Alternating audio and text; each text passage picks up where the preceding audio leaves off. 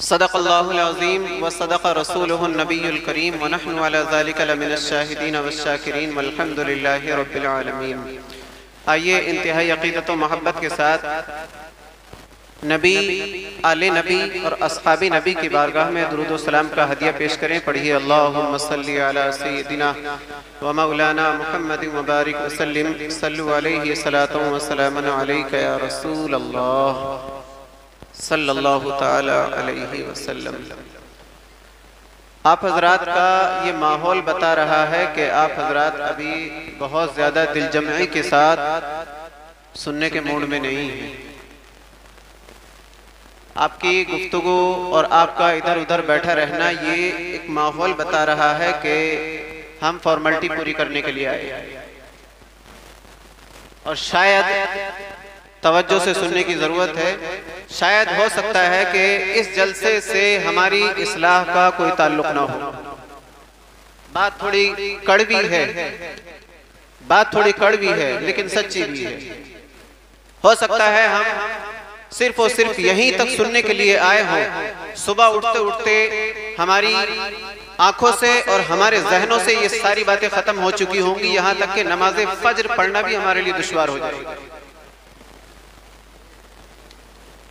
ये एक अलमिया है और दर्द है ये कि आखिरकार रातों रात जलसे सजा करके सुबह की नमाज छोड़ करके हम कौन से अल्लाह उसके रसूल को राजी कर रहे हैं।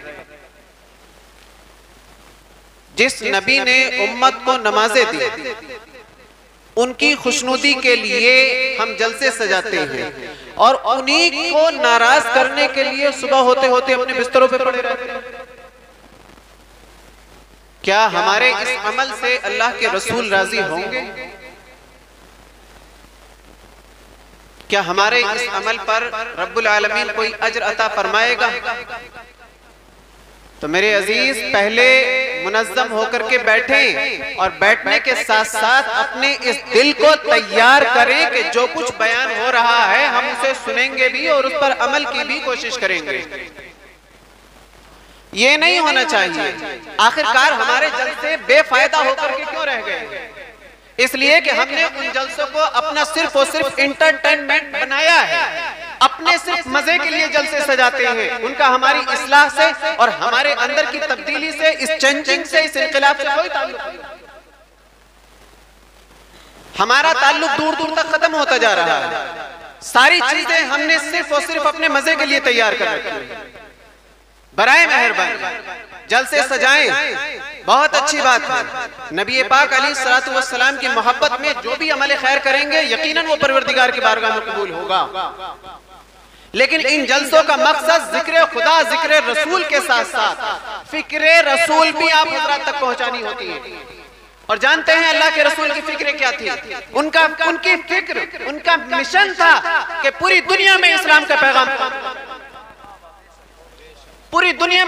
पैगाम पहुंचना चाहिए। आप जानते हैं अल्लाह के रसूल सल्लल्लाहु अलैहि वसल्लम ने ये इरशाद फरमाया है, एक तरफ वलादत रसूल है, एक तरफ नबी की पैदाइश है और दूसरी तरफ पैदा होने के बाद उस नबी का जो मिशन है उसको हमने कहां तक सजाया है और कहां तक उसे आगे बढ़ाने की कोशिश की है।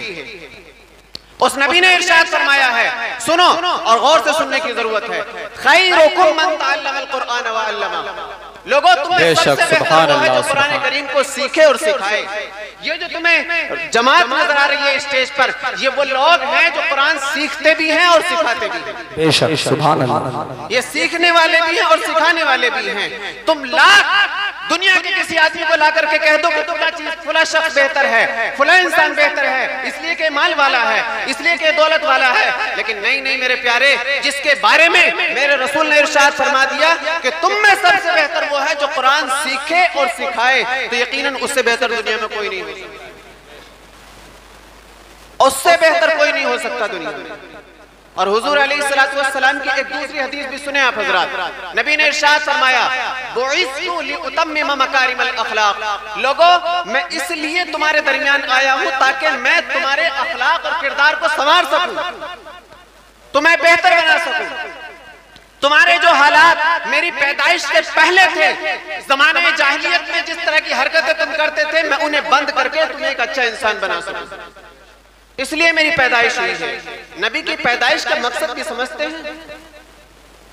उस नबी ने उम्मत को क्या क्या ना दिया, और उम्मत इतनी नाफरमान औलाद के दर्जे में है कि इसने कुछ लेना गवारा नहीं किया। इस उम्मत ने कुछ लेना गवारा नहीं किया। उस नबी पर पहली आयत नाजिल होती है तो आयत नाजिल होती है इकरा, महबूब आप पढ़ें, महबूब आप पढ़िए, इकरा बिस्मि रब्बिकल लज़ी खलक, महबूब अपने रब के नाम से पढ़िए जिसने सारे जहान को पैदा किया है। वो परवरदिगार अपने महबूब से फरमा रहा है पढ़िए, और हमारी हालत पढ़ने की क्या है? मुझे बताएं।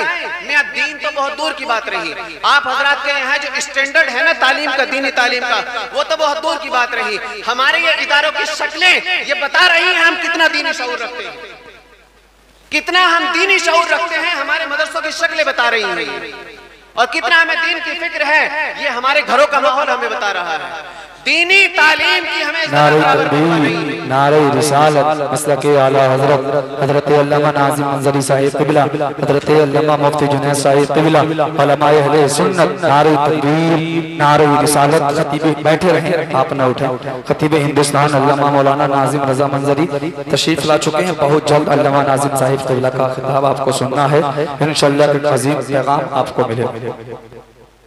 बैठे आप हज़रात तशरीफ रखें, दुरूद शरीफ पढ़ लीजिए। अल्लाहुम्मा सल्ली अला सय्यदिना व मौलाना मुहम्मद व सल्लल्लाहु व सल्लम अलैका या रसूल अल्लाह।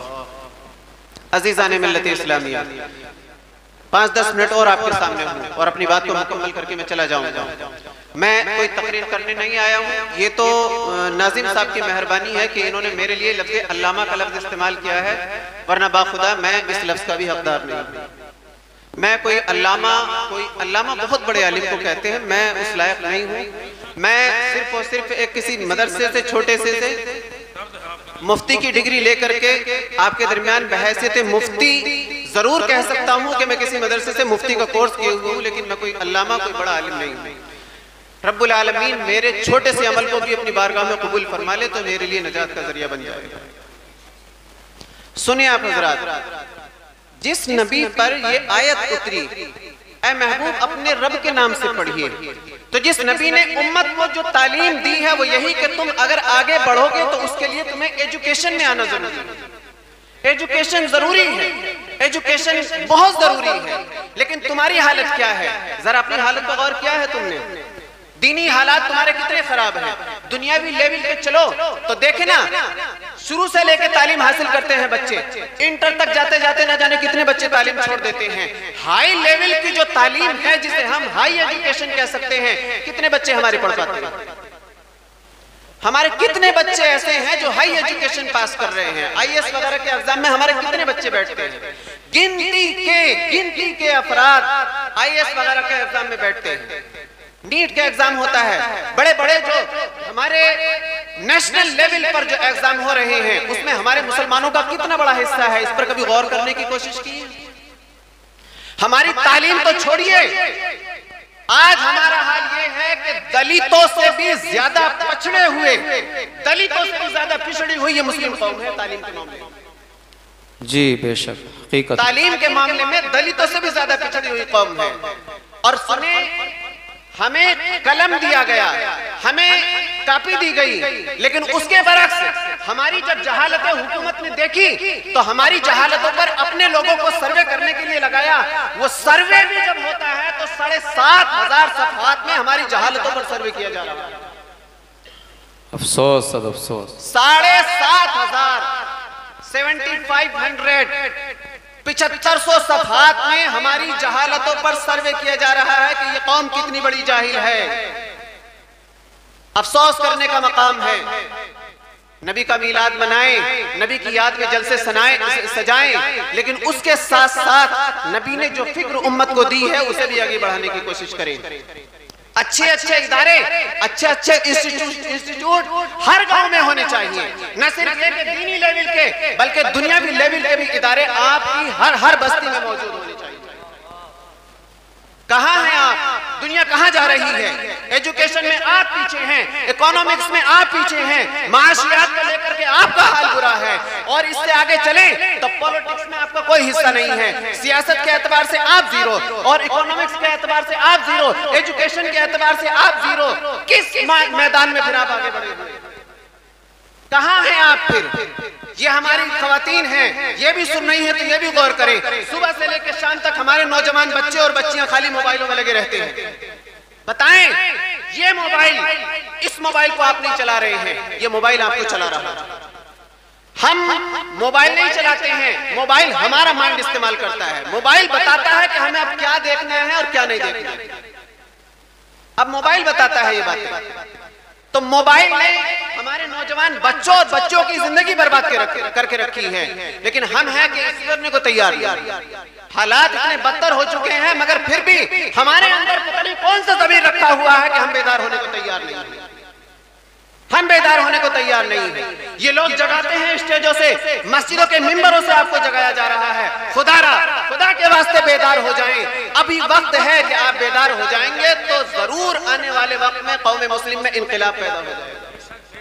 लेकिन अगर आप बेदार ना होंगे तो याद रखना, आपस में लड़ेंगे, भिड़ेंगे, एक दूसरे के खिलाफ गालियां बकेंगे, एक दूसरे से जलेंगे। अगर मदरसा चल रहा है तो उसमें अपनी अना को शामिल करेंगे, अपनी अना को। ये आगे क्यों बढ़ा रहा है मदरसे को? इससे तो मेरा खुला जाती मामलात पर झगड़ा है। अपने जाती झगड़ों की वजह से अपने मदरसे को आगे नहीं बढ़ने देंगे। इस तरह से होती हुआ दीनी तालीम को भी हम रोक देंगे। और दुनियावी तालीम का हाल आपको मालूम है।